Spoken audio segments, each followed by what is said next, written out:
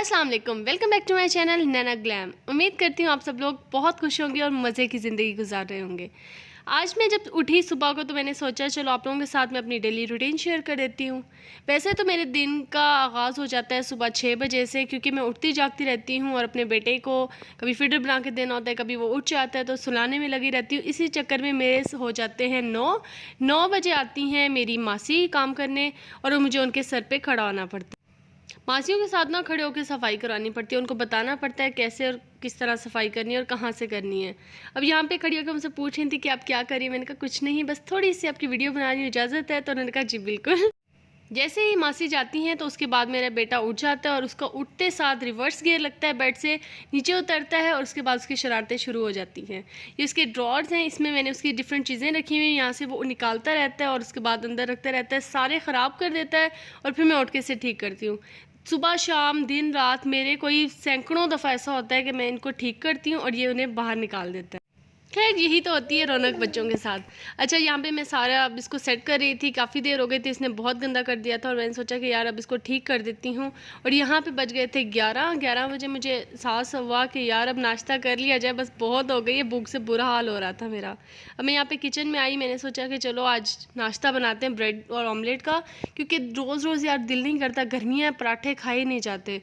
वैसे तो डेली मैं पराठा ही बनाती हूँ, लेकिन मेरा कोई मूड नहीं हो रहा था, इतनी गर्मी हो रही थी, मैंने सोचा कुछ लाइट सा हो। उसके बाद यहाँ साथ में मैंने चाय रखी है। मैं ऑमलेट बनाती हूँ, उसके अंदर प्याज सब्ज़ मिर्चें, इसका फ्लेवर मुझे बहुत ज़्यादा पसंद है और साथ ही साथ धनिया। धनिया तो जितना मर्ज़ी हो ना, बस मैं उसमें डाल देती हूँ और मेरा दिल करता है कि और ज़्यादा हो। हमेशा मुझे धनिया ऑमलेट के अंदर बहुत कम लगती हैं। अच्छा, अगर आपको मेरी रेसिपीज़ चाहिए ऑमलेट की तो आप काइंडली मेरे चैनल पे जाके देख सकते हैं। वो ऑमलेट जो मैं तकरीबन सर्दियों में डेली बनाती हूँ और गर्मियों में कभी कभी, क्योंकि वो थोड़ा सा हैवी हो लेकिन बहुत मज़े का, आप काइंडली ट्राई करिएगा। और गर्मियों में तो इस तरह का मैं हल्का फुल्का ऑमलेट बनाती हूँ। अब मैंने यहाँ पे ऑमलेट डाला तवे के ऊपर और ये देखें बिल्कुल टूटे बगैर बहुत मज़े का बना है। फ्राई पैन में फिर भी कभी कभी टूट जाता है, लेकिन तवे पर नहीं टूटता। अच्छा, यहाँ पे मैंने सोचा चलो जाके अब अपने हस्बैंड को उठाया जाए कि बड़ी देर हो गई, अब काइंडली आप उठ जाएँ और बैठ के नाश्ता कर लें। और यहाँ पे मेरे हस्बैंड उठ गए, हम दोनों बैठ के कर रहे थे नाश्ता। पानी उनको लाजमी पीना होता है सुबह सुबह। हमारे नाश्ता करते करते मेरा बेटा वापस गया अपनी जगह पे और उसने जूतों के साथ साथ अपने कपड़े भी निकाल के बाहर फेंक दिया। तो मैंने सोचा अब नाश्ता प्रॉपर कर ही लेती हूँ, करने के बाद ही इसको जाके सेट करूँगी, ये क्योंकि ये थोड़ी थोड़ी देर बाद इसको ख़राब करेगा। उसके बाद जी मैंने धोए हैं बर्तन और ये देखें कैसे ये चुटकी बजाते ही बर्तन धुल गए। नहीं जी यार, मेहनत लगती है, इतनी चुटकी बजते हुए बर्तन नहीं धुलते। फिर मैंने उसके बाद ये सारे बर्तन उठा के सेट किए, क्योंकि मुझे अच्छा नहीं लगता कि यहाँ पे बर्तन पड़ रहे हैं। और ये मैंने बर्तन सिर्फ वो सिंक वाले नहीं धोए, ये भी धोए, ये भी धोए और साथ में ये भी धोए, क्योंकि आंधी चलती है मुल्तान में और ये डेली गंदे हो जाते हैं और मैंने डेली करती हूँ साफ़। अब साथ में रह गया था चूल्हा और ये भी हो गया जी चुटकी बजा के साफ़। अब आप बताएं कि कैसे चुटकी बजा के वगैरह। नहीं यार, मेहनत लगी है, टाइम लगा है। अब यहाँ पे मैंने कर लिया है सारा किचन साफ़ सुथरा। किचन साफ़ करने के बाद ना एक सुकून सा मिलता है, मुझे तो बड़ी तसल्ली होती है।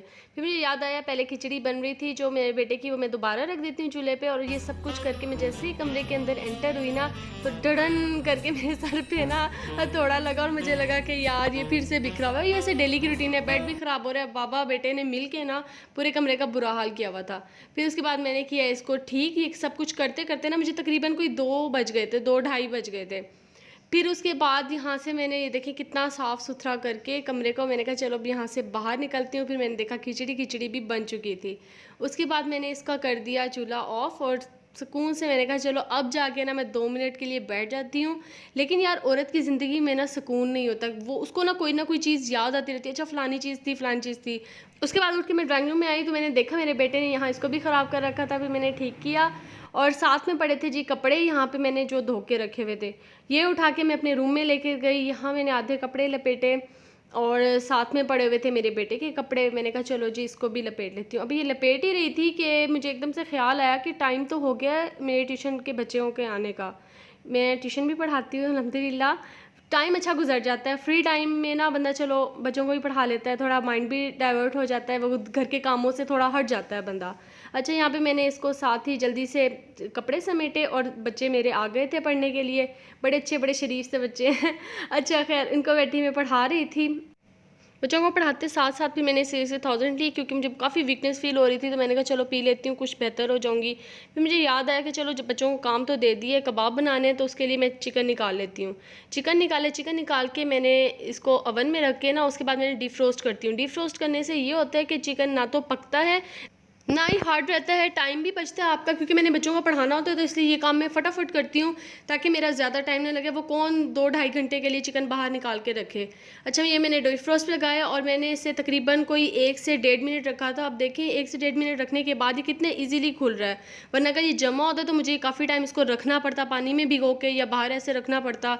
अच्छा, उसके बाद साथ ही मैंने दाल भी धो ली। दाल भी मैं भिगो के नहीं रखती, क्योंकि मैंने बहुत क्विक काम करना होता है। वैसे भी दाल भिगो के रखना मुझे थोड़ा अजीब सा ही लगता है। मैं जब भी कोई भी दाल बनाती हूँ ना, तो फटाफट उसे ऐसे वॉश करती हूँ, उसके बाद उसको चढ़ा देती हूँ, कुकर में चढ़ा देती हूँ या वैसे ही पका लेती हूँ।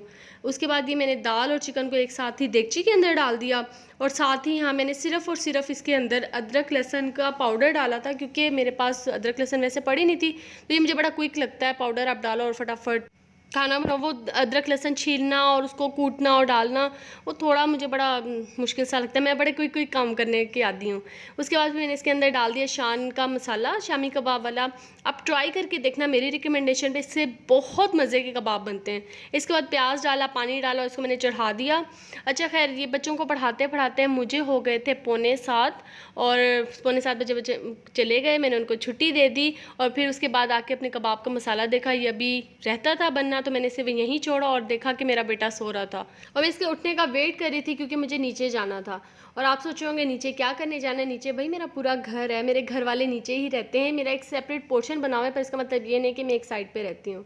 फिर खैर मैं नीचे गई, थोड़ी सी देर मुझे मिलती है नीचे जाने के लिए, वरना बहुत सारे ऊपर काम होते हैं। फिर खैर मैं 10 बजे फ्री होकर मैं वापस ऊपर जा रही थी और सोचती जा रही थी कि और कौन से काम पड़े हैं, तो मुझे याद आया कि बर्तन पड़े हैं, वो धोने हैं और कबाब बनाने हैं, क्योंकि वो मैं ठंडा होने के लिए छोड़ के आई थी। एकदम से गरम गरम तो नहीं बन सकते। यहाँ मैंने जल्दी जल्दी बर्तन धोए और साथ ही मैंने चॉपर में डाल के सारा मसाला उसे चॉप कर दिया।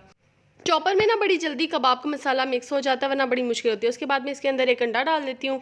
अंडा डालने से ये होता है कि आपको बाद में अंडा नहीं लगाना पड़ता, लगा लो तो भी कोई मसला नहीं, लेकिन अंडा डाल दो तो उससे काफ़ी ज़्यादा सॉफ्ट भी बनते हैं और मज़े के।